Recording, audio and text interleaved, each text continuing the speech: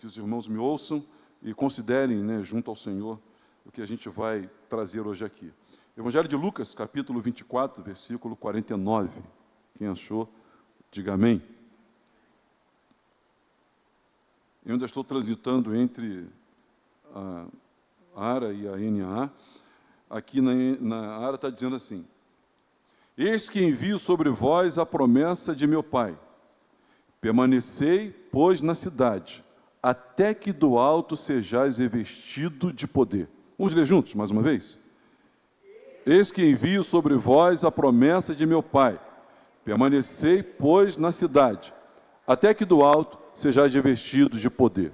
Oremos.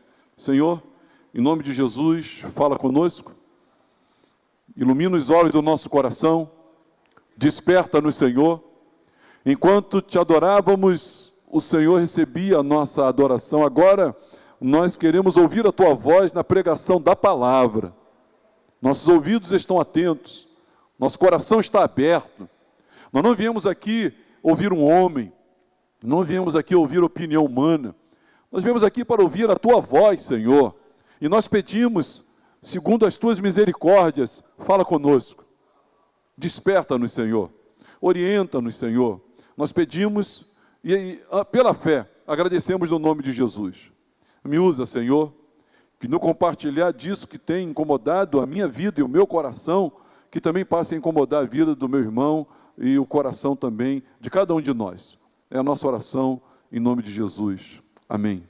Poder sentar, irmãos.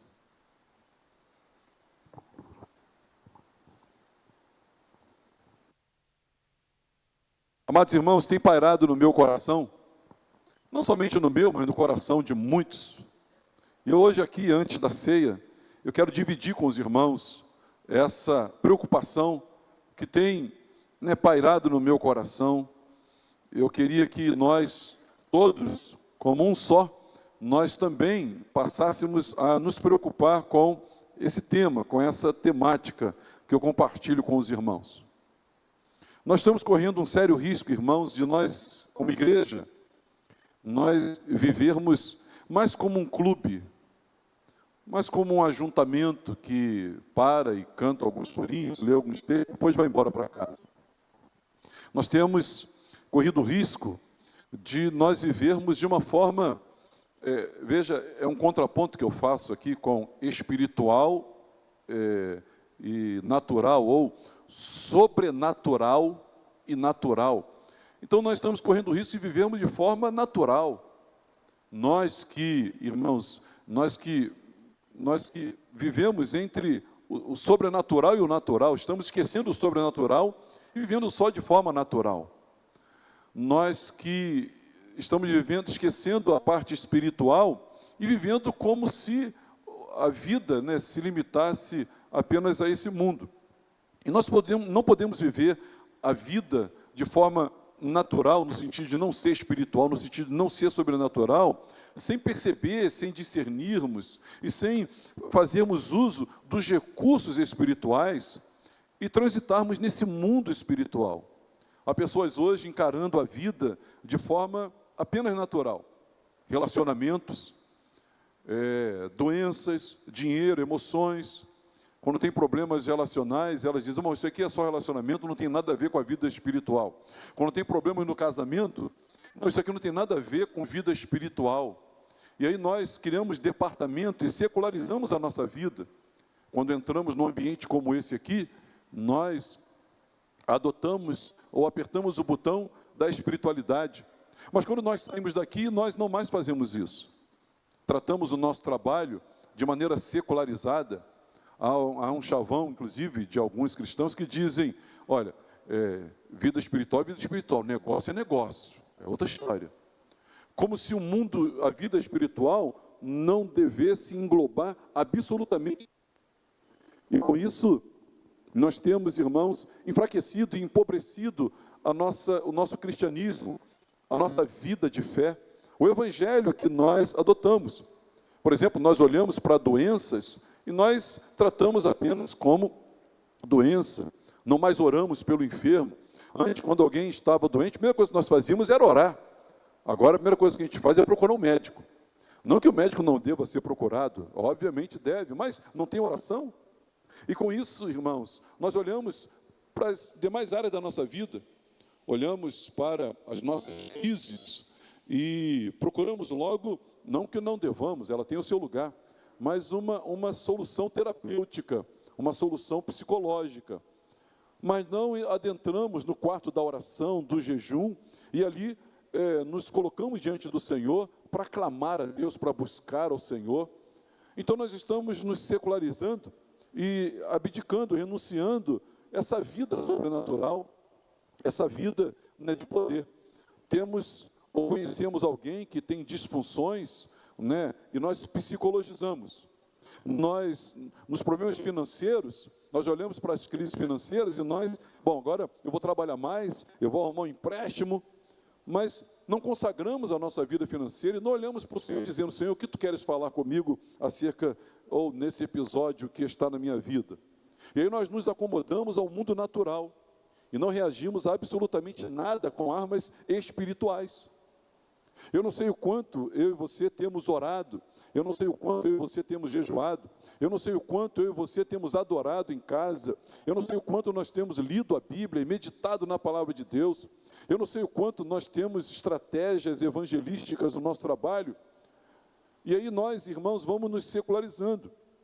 Um cristão que vive apenas no natural pode ser descrito, né? Há controvérsias, mas há quem diga, não, é um crente carnal.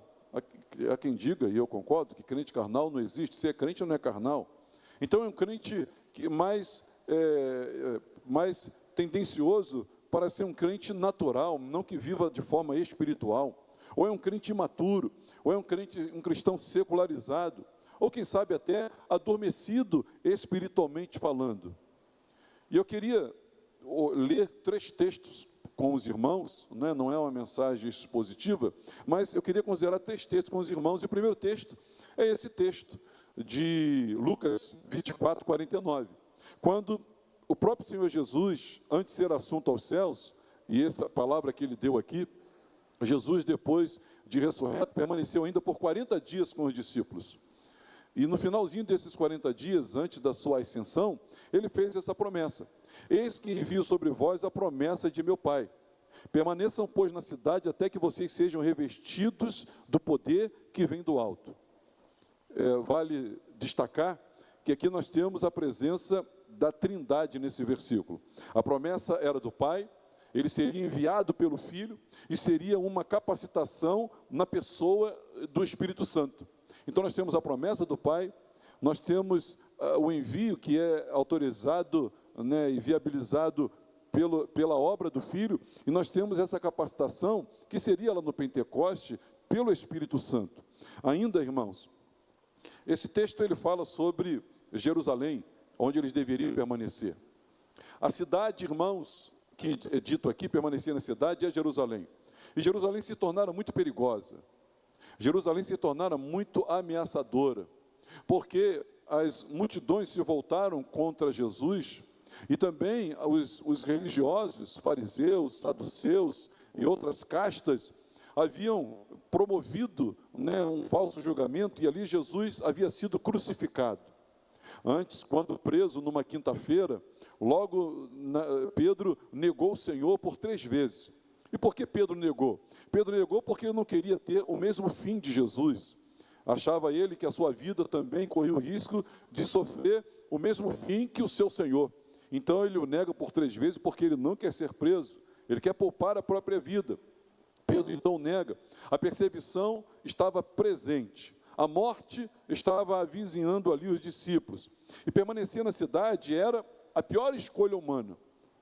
Humanamente falando, era a pior opção.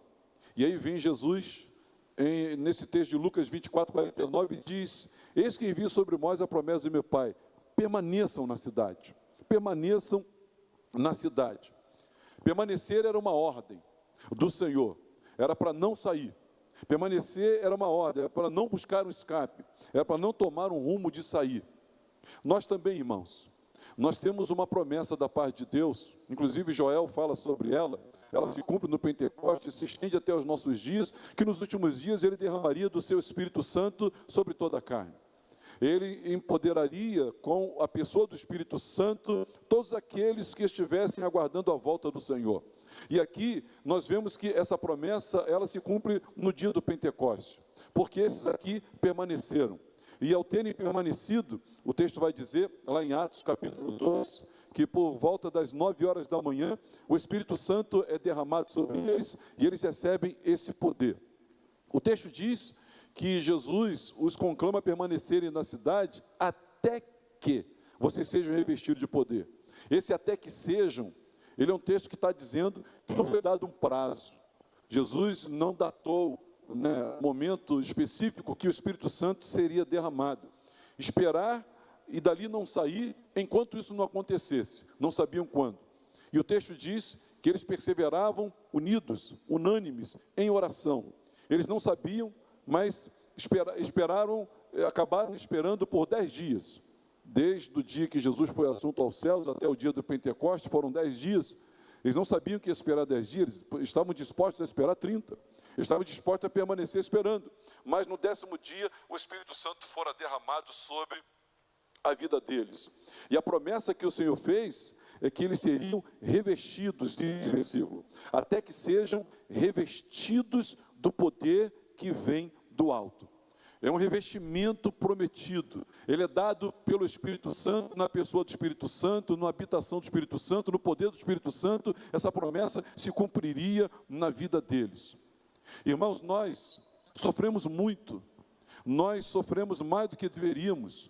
Nós nos cansamos mais do que deveríamos. Nós nos abatemos mais do que deveríamos como igreja, pelo fato de nós não estarmos considerando esse mundo sobrenatural, essas armas espirituais que o Senhor disponibilizou para mim e para você também.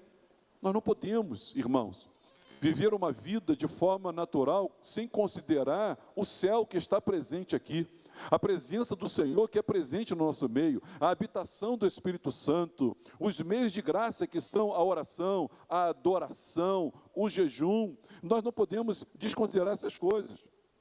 Aqui para eles era permanecer na cidade. Nós somos desafiados pelo Senhor a permanecer nas nossas adversidades. Nós somos desafiados pelo Senhor a permanecermos perseverantes, obedientes nas nossas dificuldades, perseguições e nas nossas tribulações também. Inclusive até, diz Tiago, dela nos alegrando, sabendo que o produto final dela é abençoar-nos. Nós somos chamados a permanecermos, a ficar perseverantemente, não abrir mão, insistir, não fugir, não omitir. Eu não sei no que você deve permanecer, mas eu sei, irmãos, que esse texto, que também é para mim, para você, para todos nós permanecemos no lugar do desafio, nós permanecemos no lugar da perseguição, do confronto, nós permanecemos no centro da vontade de Deus, é o desejo, é a ordem dele, porque é exatamente ali que ele decidiu que vai nos abençoar e nos visitar.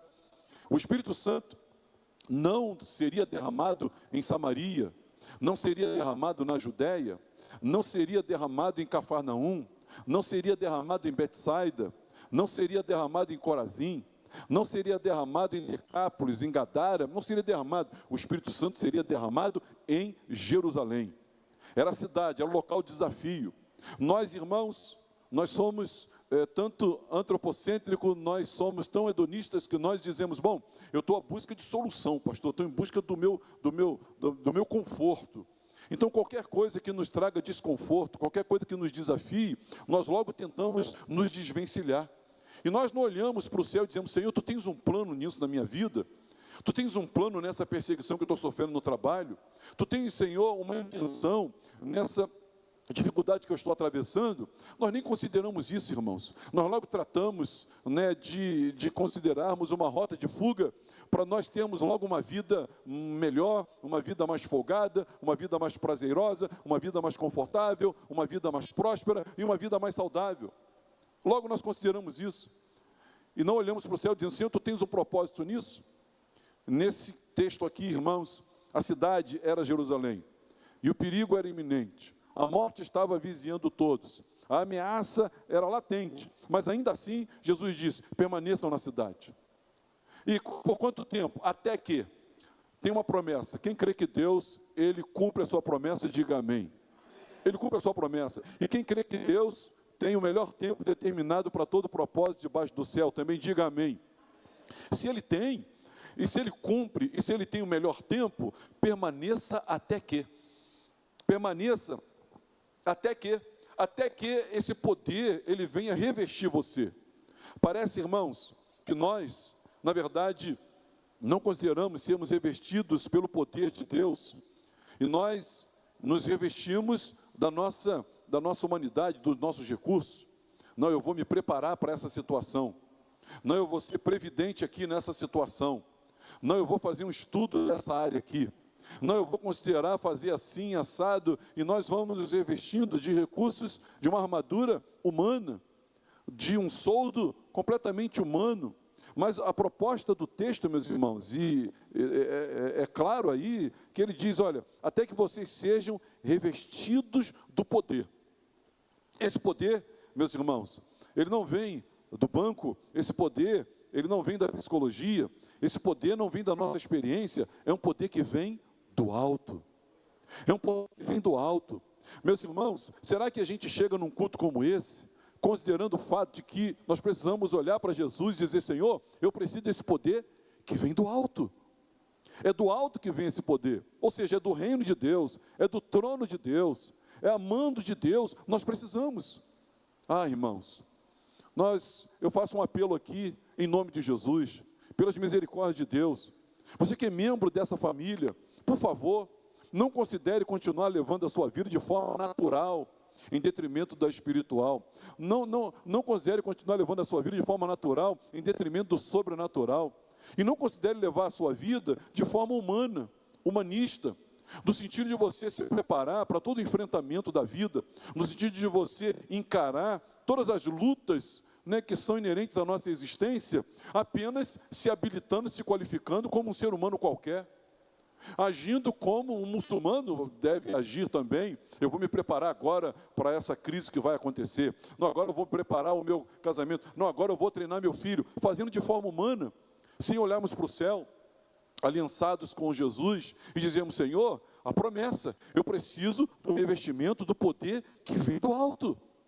Nós somos uma igreja, meus irmãos, e a igreja, ela se move no poder do Espírito Santo. Agora, esse poder aqui, ele fora derramado como uma promessa, essa promessa também é para você.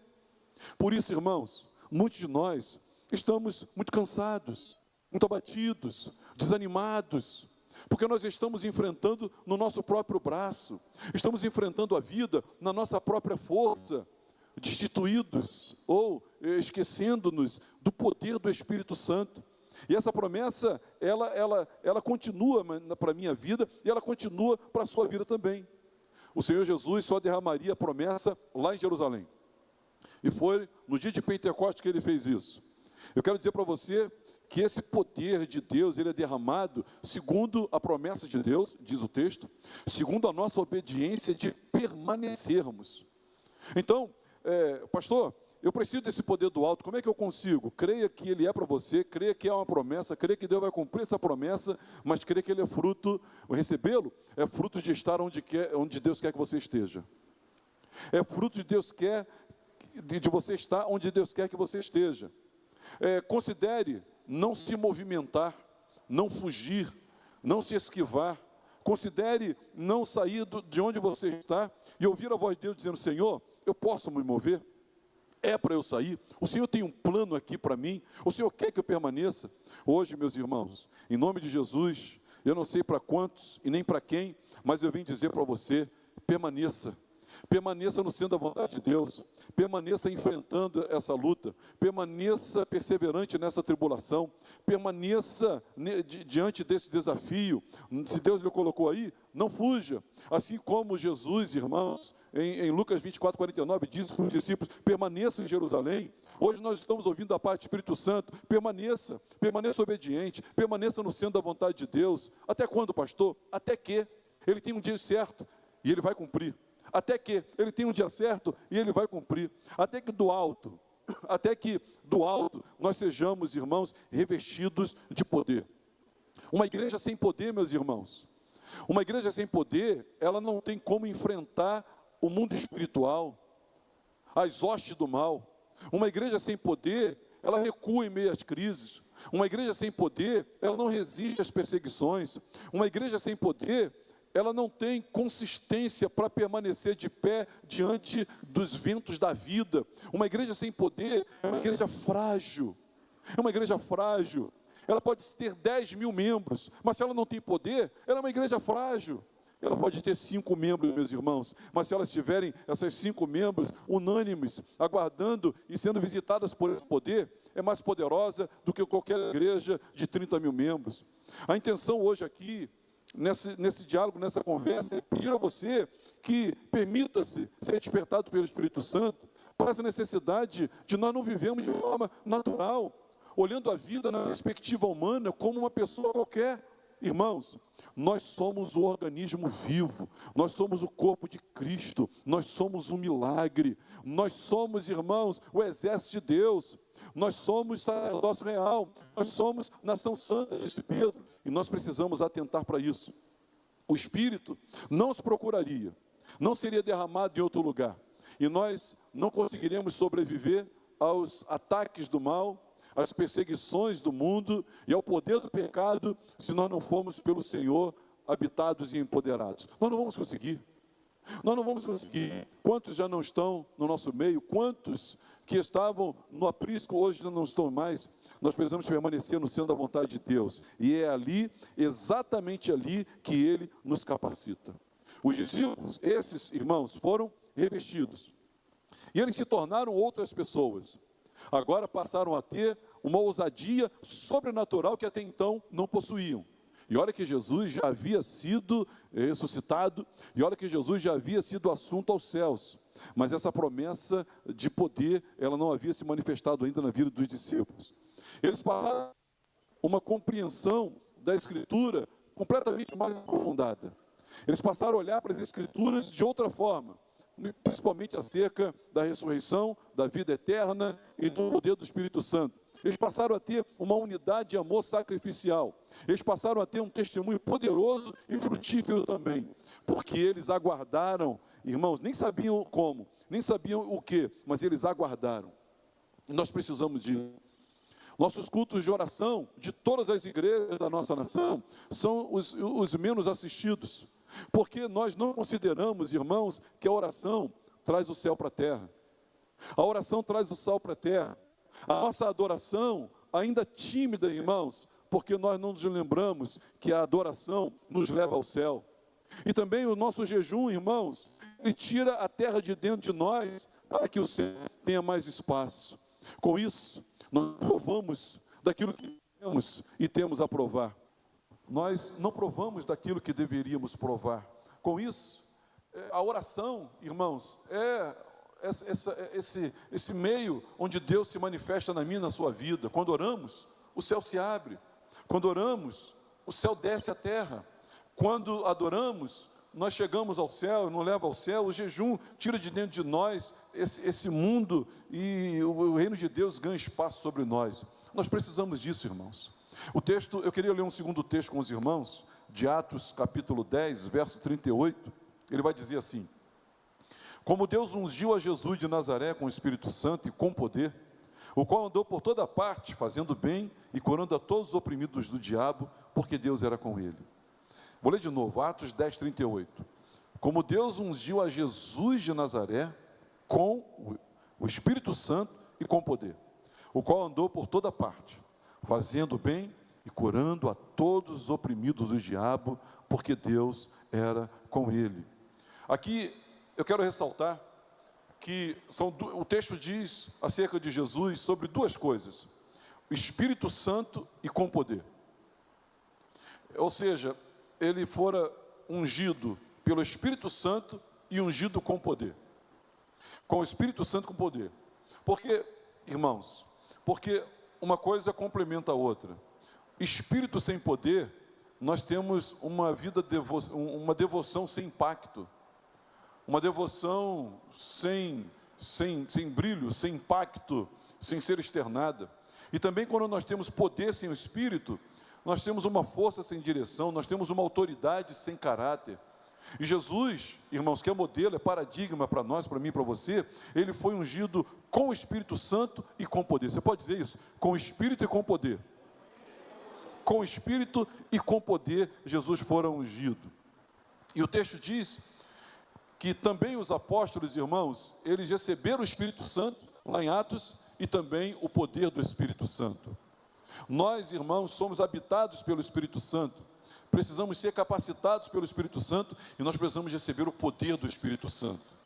Eu acho, irmãos, e considero que, para mim, a maior estratégia de Satanás hoje é fazer com que a igreja não saiba quem é, o que tem e a que veio. Para mim, a maior estratégia do diabo é fazer com que a igreja não saiba quem é, o que tem, quais são seus recursos, a que veio. Ela não sabe disso. A igreja não sabe disso. Aqui, irmãos, nesse texto, nós estamos sendo persuadidos a nos lembrarmos, pensarmos, que nós somos, irmãos, ungidos pelo Espírito Santo, e nós somos ungidos com poder. E essa nossa vida, ela não pode ser uma vida de outra forma, senão uma vida que impacte outras vidas, e que impacte o mundo espiritual também, sobretudo. Porque esse texto, irmãos, aqui de Atos, escrito por Lucas, vai dizer, como Deus ungiu Jesus de Nazaré com o Espírito Santo com poder, e aí vai dizer, o qual andou por toda parte. Quando esse texto diz o qual andou por toda parte, está dizendo que sem distinção, não está falando geograficamente que ele foi aqui, foi ali, mas está dizendo para nós por toda parte, sem distinção.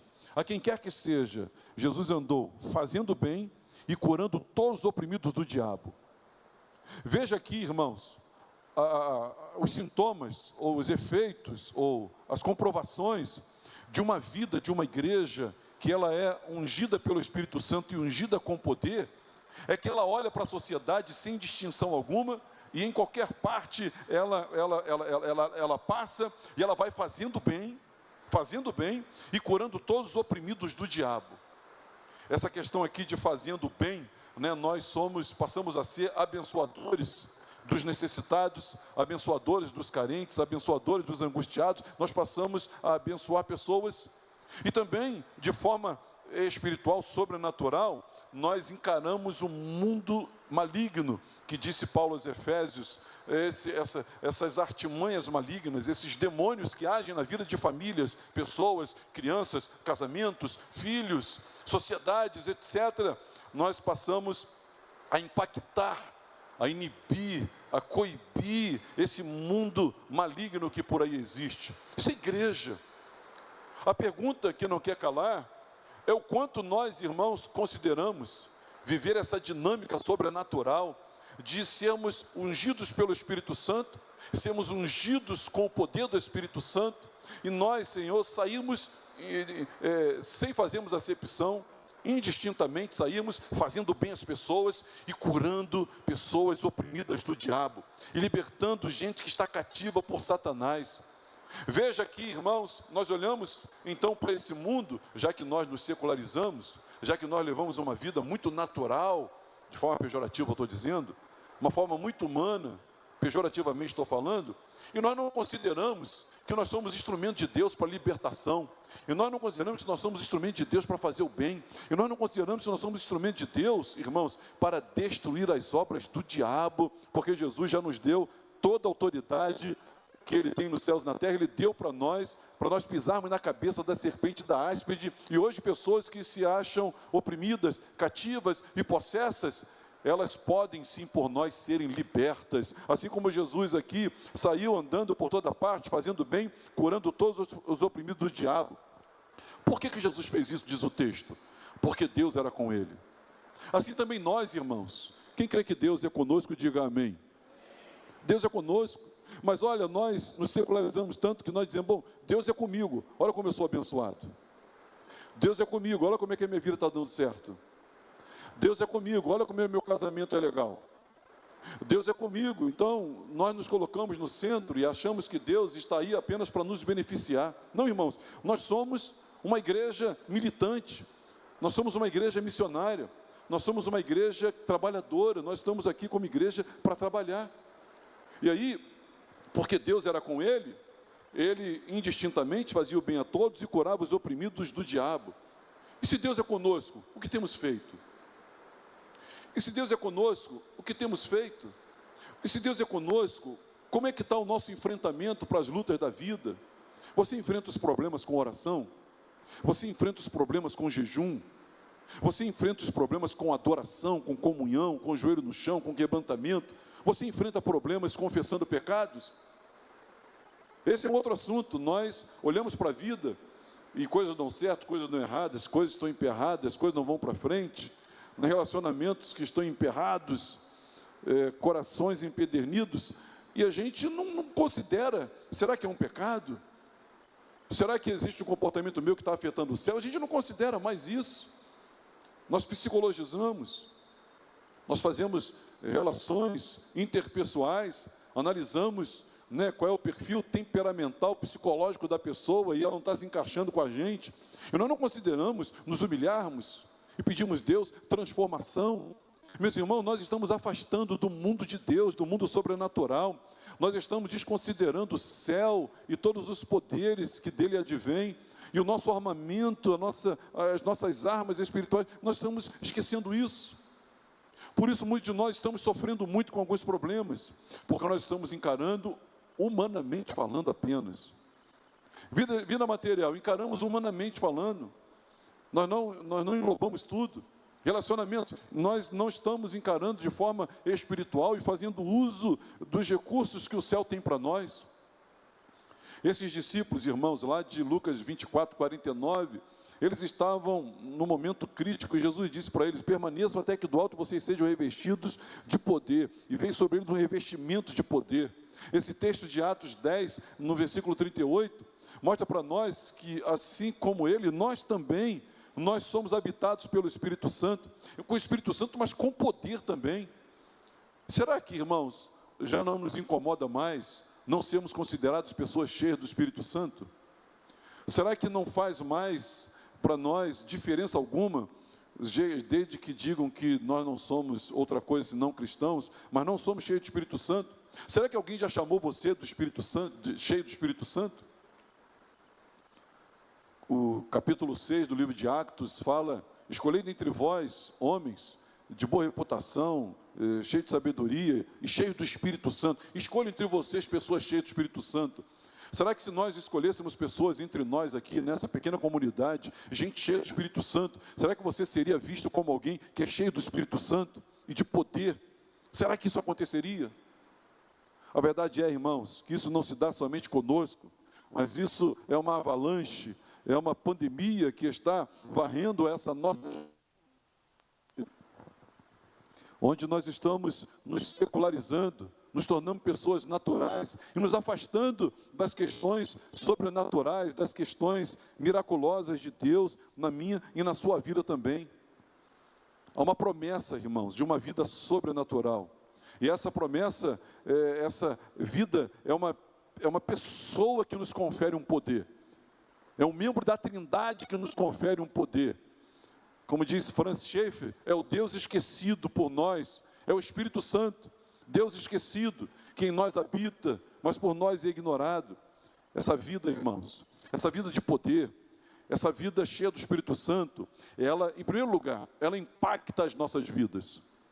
Ela impacta as nossas vidas. A minha preocupação é de que a medicina, a psicologia, as férias, a prosperidade, não pode fazer por mim e por você o que somente o Espírito Santo e o poder de Deus faz. A minha preocupação é que não existe nenhum remédio, nenhum calmante, não existe nenhum remédio que vá fazer você dormir, que vá substituir a ação do Espírito Santo e o poder do Espírito Santo na minha e na sua vida também. Quanto mais nós nos afastamos dessa realidade sobrenatural, desse poder e dessa condição de olharmos para o alto e dizermos: eu preciso desse revestimento, eu preciso desse poder. Quanto mais nos afastamos disso, mais a nossa vida vai ficando fragilizada, mais nós vamos sofrendo.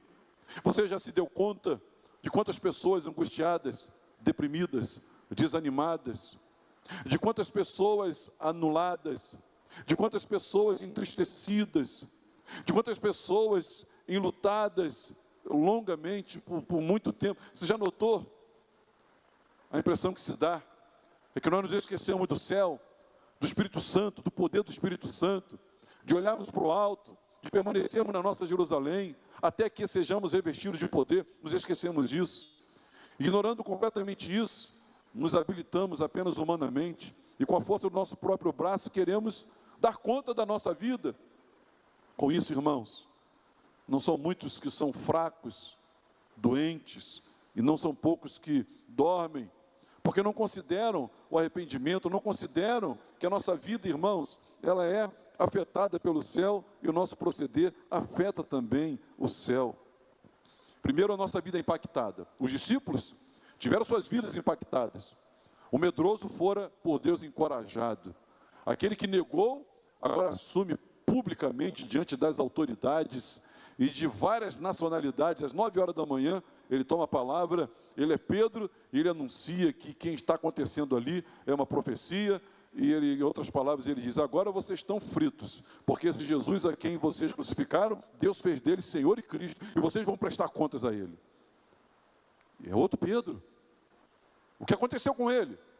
Ele recebeu o revestimento, ele recebeu o Espírito Santo, mais do Espírito Santo, ele recebeu um revestimento do Senhor ali, ele recebeu essa ousadia, essa visitação, recebeu esse poder ao descer sobre vós o Espírito Santo. Permaneça em Jerusalém, até que do alto sejais revestido de poder. Ele recebeu isso. E agora ele enfrenta a vida com desapego à própria vida. Ele enfrenta a sua história de outra forma. Porque, irmãos, em primeiro lugar, esse poder e a própria pessoa do Espírito Santo impacta a nossa vida, nos fortalecendo de maneira sobrenatural. Quem crê que nós podemos ser fortalecidos de forma sobrenatural, diga amém. Sobrenatural. Coisa humana não pode produzir, coisa que o ser humano não pode replicar, não pode copiar, é sobrenatural, é do alto, impacta as nossas vidas. E depois, como diz aqui Lucas em Atos 10:38, impacta a vida dos outros, todos, que precisam de um feedback sobrenatural. Porque aqui nós vemos, irmão, Jesus curando toda sorte de oprimidos, libertando pessoas. Então, primeiro o Espírito impacta a nossa vida, e depois a nossa vida passa a impactar também as outras vidas, afetando, fazendo bem, né, de forma natural, e afetando o sobrenatural, libertando pessoas cativas por Satanás. Nós precisamos buscar, irmãos, nós precisamos receber, mas para isso, irmãos, nós temos que querer. E eu queria encerrar, né, falando sobre um outro texto de Lucas capítulo 3, abra sua Bíblia, por favor. Lucas capítulo 3. Esse texto, irmãos, ele nos lembra que todo rei, quando fazia uma viagem por um novo ou acidentado território, ele mandava na frente engenheiros de trânsito, topógrafos, né, mão de obra, para preparar o caminho da comitiva real. Todo rei, quando precisava se deslocar do ponto A para a região B, ele mandava alguém na frente e iam acertar o caminho. E quando isso acontecia, para que esse rei, essa comitiva real, ela passasse por ali de forma confortável, menos trabalhosa, sem acidente e sem riscos também. E aí, dentro desse contexto, nós lemos Lucas, capítulo 3, falando acerca de João Batista, que fora preparar o caminho do Senhor. Diz assim: ele percorreu toda a circunviança do Jordão, pregando batismo de arrependimento para a remissão de pecados, conforme está escrito no livro das palavras do profeta Isaías: vós que clamam no deserto, preparai o caminho do Senhor, endireitai as suas veredas, todo vale será aterrado, e nivelado todos os montes e outeiros. Os caminhos tortuosos serão retificados, e os escabrosos aplanados. Verso 6. E toda a carne verá o quê? A salvação de Deus. Eu sei, irmãos, que essa promessa de Lucas 24:49, ela é uma promessa que se estende, inclusive, para nós hoje. Permanecer para que sejamos revestidos. É uma necessidade que a igreja reiteradamente ela tem. Mas Para nós recebermos, nós precisamos acertar a nossa vida, consertar a nossa vida. E para que o Senhor venha, Ele quer que os caminhos sejam endireitados, que as nossas veredas sejam endireitadas. E esse texto, ele fala de vales. Então imagine você, alguém que vai desbravar uma localidade a fim de fazer um caminho, como foi feito aqui no início do nosso estado, do nosso Brasil, abrindo caminhos de linha férrea por Mauá, subindo a Serra Velha até Petrópolis, ou a Serra de Teresópolis. Alguém foi abrindo caminho, aprontando. Assim também, irmãos, João Batista, ele começou a pregar arrependimento para a remissão de pecados, a fim de que o Senhor viesse, a fim de que o Senhor chegasse, a fim de que o Senhor tivesse acesso aos corações. Era necessário o anúncio do arrependimento e da chegada do rei. O próprio Isaías também fala sobre isso. Vós que clama no deserto, preparai o caminho do Senhor, endireitai as suas veredas. Eu hoje, irmãos, vim dizer para nós, vim dizer para mim, para você, para todos nós, que não é possível nós continuarmos vivendo a vida sem a presença e o poder do Espírito Santo. É um erro nós desconsiderarmos, irmãos, o alvo e a ordem de sermos cheios do Espírito Santo.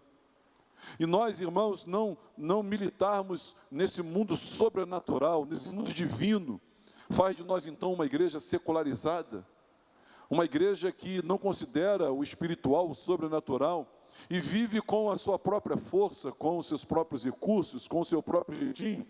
Só que isso não vai levar-nos a sucesso algum, pelo contrário, vai trazer insucesso, cansaço, angústia, depressão. E esse é o motivo porque muitos de nós nos cansamos, nos abatemos muito, demasiadamente. E até para os recursos que temos, nos abatemos e sofremos desnecessariamente, irmãos. Nós precisamos então nos capacitar, nos munir, obedecendo ao Senhor, permanecendo onde Ele quer que estejamos, aguardando até que Ele nos revista, e sendo por eles revestidos, tendo a nossa vida impactada, para que possamos sair daqui, para impactar outras pessoas. Que utilidade tem uma igreja, meus irmãos, quando ela vive para si mesma? Ela não tem utilidade nenhuma. Uma igreja que vive para si mesmo é como sal dentro do saleiro, ela não faz diferença. É como nós colocarmos uma lâmpada debaixo de uma mesa, ela não faz diferença, ela é inútil. Mas para nós impactarmos outras vidas, nós precisamos ser impactados. Para nós, irmãos, afetarmos outras vidas, a nossa vida primeiro tem que ter sido afetada pelo Senhor. E nós então precisamos deixar nascer no nosso coração um desejo, uma paixão, uma sede, uma fome imensa, de nós sermos cheios do Espírito Santo, e nós sermos revestidos do poder do Espírito Santo, a fim de que, quando no enfrentamento das nossas vicissitudes, lutas, agruras, mazelas, dificuldades, dores, frustrações, decepções, enfermidades, perdas, lutos, escassez, a fim de quando, a semelhança dos apóstolos, irmãos, quando nós enfrentarmos isso, nós enfrentamos tudo isso no poder e na pessoa do Espírito Santo, meus irmãos, no poder e na pessoa do Espírito Santo, e certamente tudo isso nos afetará muito menos do que já nos afetou, e certamente isso vai comprometer muito menos a nosso bem-estar, a nossa saúde, do quanto já tem nos comprometido. Nós precisamos disso, nós precisamos desejar isso, e ao desejarmos isso, nós precisamos dizer, será que o Senhor vem? Porque esses discípulos, meus irmãos, eles foram trabalhados durante 3 anos. O Senhor Jesus trabalhou suas vidas durante 3 anos. O Senhor aterrou os vales que haviam nos corações deles. O Senhor, o que fez? Ele nivelou os montes e os outeiros. O Senhor retificou caminhos tortuosos. O Senhor aplanou caminhos escabrosos na vida desses homens. E lá estavam eles, não perfeitos, mas quebrantados. Não completamente prontos, mas completamente conscientes que precisavam algo mais para prosseguir. Eles, irmãos, receberam a promessa e foram convencidos pelo Senhor. Eles precisavam de algo mais para prosseguir. Meus irmãos, nós estamos no ano de 2026, nós temos visto aí o cenário nacional, nós temos visto aí uma agenda que é contra a igreja do Senhor Jesus Cristo. O cenário está se aprontando, e nós precisamos, em nome de Jesus, ser uma igreja que tem essa ação da presença e do poder do Espírito Santo nas nossas vidas. Então nós precisamos pedir que esse poder do alto venha sobre a minha vida e venha sobre a sua vida também. Mas para isso, também assim como João Batista veio para preparar o caminho, eu creio que o Espírito Santo também quer preparar o nosso coração para recebermos essa graça desse empoderamento e essa ação do Espírito Santo para presidir as nossas vidas e nos conduzir de fé em fé e de glória em glória, em nome de Jesus. Versículo de número 5 vai dizer que todo vale será aterrado. Nossas vidas também têm vales que precisam ser aterrados. Esses vales são depressões topográficas. Sabe quando você está numa estrada, de repente há uma depressão, e aí volta de novo. O rei, quando passava por ali, não com essas estradas que nós conhecemos hoje, pavimentadas, obviamente, mas terra batida, ele quando ia passar por ali e havia aquelas depressões, ele dizia, não, antes você vai lá e você vai aterrar aquilo ali. Nós também temos, irmãos, lugares escuros, escondidos nas nossas vidas, níveis muito baixos nas nossas vidas, áreas que não estão aterradas, que não estão niveladas, e elas precisam ser preparadas para que o Espírito Santo venha, para que o Senhor venha, para que o Espírito Santo seja derramado na minha e na sua vida também. Nós precisamos aterrar os nossos vales, nós precisamos colocar eles em linha, em nível, a fim de que o Senhor venha. Essa é uma linguagem figurada, falando aqui de topografia, falando aqui de cavalos, carruagens, reais que por ali passariam. Quando o Senhor promete, irmãos, em Lucas 24, 49, Ele havia preparado o coração daqueles homens. E o texto vai dizer, lá em Atos, que eles estavam permanecendo unânimes em oração, estavam no cenáculo, estavam juntos, estavam em comunhão. Olha, irmãos, quantos de nós estamos desconsiderando comunhão, o poder da oração, estamos desconsiderando o valor de nós estarmos unidos. Quantos de nós deixamos de congregar? Quantos de nós nos afastamos da comunhão, dizendo, não, é melhor eu não ir porque eu estou cheio de problema? Como pode? É melhor eu não ir porque eu estou cheio de problema? Desconsiderando o valor desse santo ajuntamento. É uma presença singular de Deus, irmãos. Deus se manifesta de forma diferente quando nós nos unimos à igreja. É diferente quando nós estamos juntos. É diferente. Há uma manifestação de Deus diferenciada. E aqui o texto convida a gente a aterrar vales. Ele vai dizer também que montes precisam ser nivelados. Montes. Quando a comitiva, que precedia o rei à frente ia, eles olhavam para o monte e diziam, bom, a carruagem real não vai subir esse monte e descer. Nós vamos então nivelar isso aqui. Esses montes, esses outeiros, falam de soberba, de orgulho, de prepotência, nos acharmos sem pecados, nos acharmos melhores uns que os outros, julgarmos-nos superiores ao nosso irmão, olharmos uns para os outros de cima para baixo. Isso inibe a vinda, porque o Espírito de Deus, ele é sensível a isso. Isso inibe o Espírito Santo de te encher, de te capacitar. Tem que ter quebrantamento, meus irmãos. E esses discípulos, ao permanecerem em Jerusalém, ao permanecerem na cidade, eles estavam ali também nivelando esses montes. O Senhor havia trabalhado isso. No Evangelho de João, capítulo 13, ele trabalha essa temática de igualar a todos, lavando-lhes os pés, e dizendo a eles que não há entre eles nem o maior e nem o menor. Ele, sendo o maior, lavou o pé de todos, todos devem lavar os pés uns dos outros. E aí Jesus foi nivelando o coração e a alma deles também. Esse texto vai dizer no versículo 5, sobre caminhos tortuosos, que devem ser retificados. Caminhos tortuosos apontam para uma vida dupla, comportamentos ambíguos, contraditórios, escondidos. Aqui eu sou um gentleman, em casa eu sou um ignorante constante com a minha esposa. Aqui eu sou cordial, lá fora não, eu sou uma outra pessoa. E o Espírito Santo, irmãos, como é que vai se derramar? Como é que vai se empoderar uma igreja que tem caminhos tortuosos? Como é que o Espírito Santo vai encher uma igreja? Como é que ele virá? Que caminho fora pavimentado pela nossa humilhação? Porque, irmãos, eu e você devemos pavimentar o caminho da vinda do Senhor. Como é que eu faço isso, pastor? Se humilhando. Não é isso que diz 2 Crônicas, capítulo 7, versículo 14? Se o meu povo, que se chama pelo meu nome, se humilhar, orar, me buscar, se converter os seus maus caminhos, então eu ouvirei dos céus a sua prece, sararei a sua terra. Então, se o meu povo me buscar, nós temos que buscar o Senhor, nos humilharmos, nos arrependermos. Você pavimenta esse caminho que Deus vem. A promessa foi feita. Devemos permanecer onde quer que permaneçamos. E nós seremos revestidos, mas nós precisamos ser nivelados. Esses montes, essa soberba, essa prepotência, esse orgulho, essa vaidade, esses precisam ser restaurados. E ele termina falando sobre caminhos escabrosos. Escabrosos quer dizer tortuosos. Precisam ser retificados. Eles precisam ser considerados. São caminhos fora do lugar. Valores invertidos, conceitos anticristãos.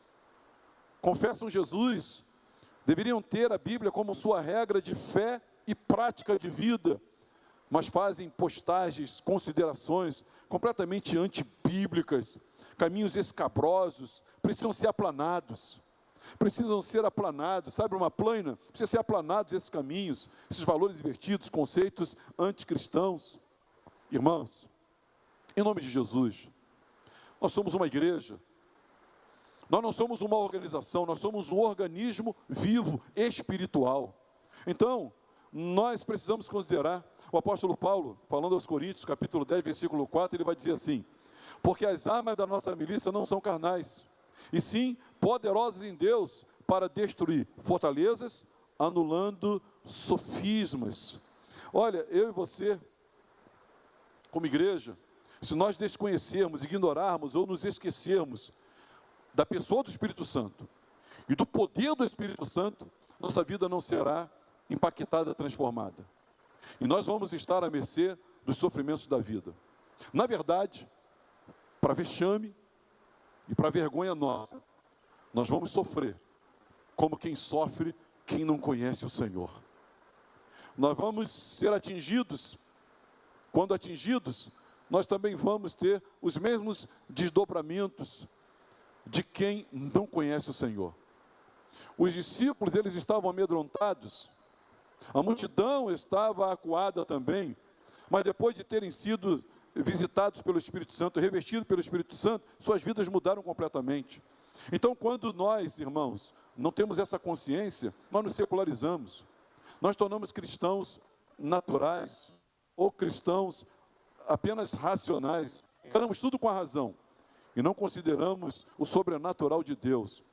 Com isso, nossa vida não é impactada, sofremos, nos entristecemos, como quem não tem esperança, como qualquer outra pessoa.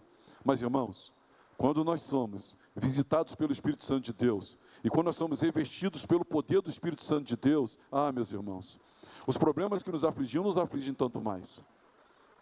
E a causa da nossa dor não mais nos machuca tanto quanto estava nos machucando. É outra vida. Diga para o seu vizinho: meu irmão, é outra vida.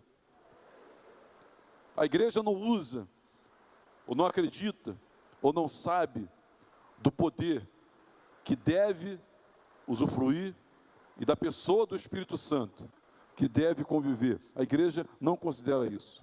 Nós seríamos outros, encararíamos a vida de outra forma completamente diferente. A pergunta que eu quero repetir para os irmãos, e para mim também,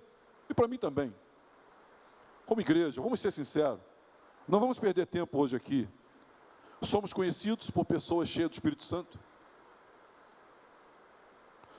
Nossa vida foi impactada ao ponto de sermos blindados contra muita coisa que acontece, ou tudo que acontece. A nossa vida é uma vida que, à luz de Atos 10:38, a vida de Jesus, que deve ser vivida por nós da mesma forma, nós impactamos outras pessoas, sua vida impacta outras pessoas. Olha, irmãos, eu quero convidar os irmãos a hoje, a nós pensarmos na glória de Deus. Um dos maiores motivos de existirmos é para nós buscarmos a glória de Deus. E Deus é glorificado quando você é cheio do Espírito Santo e cheio do poder do Espírito Santo. Então, se você quer glorificar a Deus na sua vida, não tem outra forma melhor senão você dizer: Senhor, eu estou aqui, há lutas, há controvérsias, há dificuldades, há dúvidas, mas eu estou aqui, Senhor, no centro da tua vontade. Eu estou aqui esperando o revestimento, o poder do alto, e eu quero esse revestimento, eu quero ser cheio, eu quero ser capacitado, eu quero ser presidido, eu quero ser inundado, eu quero ser inspirado, eu quero agir, eu quero falar, eu quero pensar na ação, na inspiração, no poder do Espírito Santo de Deus. E aí você vai ter uma vida diferenciada, impactada, semelhante aos discípulos, não só os apóstolos, eram por volta de 120, todos eles tiveram suas vidas assim, também impactadas, e viraram o mundo de cabeça para baixo. Primeiro suas vidas, e depois impactaram outras vidas também. Mas eu queria fazer um apelo hoje aqui. O apelo de, sendo você membro da igreja de Cristo Jesus, seja dessa ou de outra qualquer, mas se você é membro ativo de uma igreja, pare de levar uma vida de forma natural. Quem está entendendo, diga amém. De forma humana apenas. Passe a viver na perspectiva do divino, do sobrenatural, da presença, do poder do Espírito Santo. É a única maneira de você ter sua vida impactada e sofrer menos, e encarar menos, e não ser tomado pelo medo, pela covardia, pela timidez. E essa é a única forma de a sua vida impactar outras vidas, assim como Jesus, que andava por todo canto, fazendo bem a todos e curando todos os oprimidos do diabo. E também creio, irmãos, essa é a única maneira de Deus, de fato e de verdade, ser glorificado na minha vida e ser glorificado nessa igreja também. Nenhuma habilidade humana, nenhuma capacidade humana, a oratória humana, o conhecimento humano, o intelecto humano, nada disso, meus irmãos, nada disso tem condição por si só de glorificar o nome do Senhor como igreja. Mas se nós formos uma igreja visitada e cheia do Espírito Santo e que age no poder do Espírito Santo, meus irmãos, eu tenho a certeza que é inevitável que eu e você, todos nós juntos, não eu sozinho, jamais, mas todos nós juntos, estaremos glorificando o nome do Senhor. E Ele de nós certamente estará se agradando, porque não será nós, não serei eu e nem você que estaremos fazendo, mas será a terceira pessoa da Trindade que estará agindo através da minha vida e agindo através da sua vida. Primeiro em você e depois através de você na vida de outros também. E a igreja diga amém.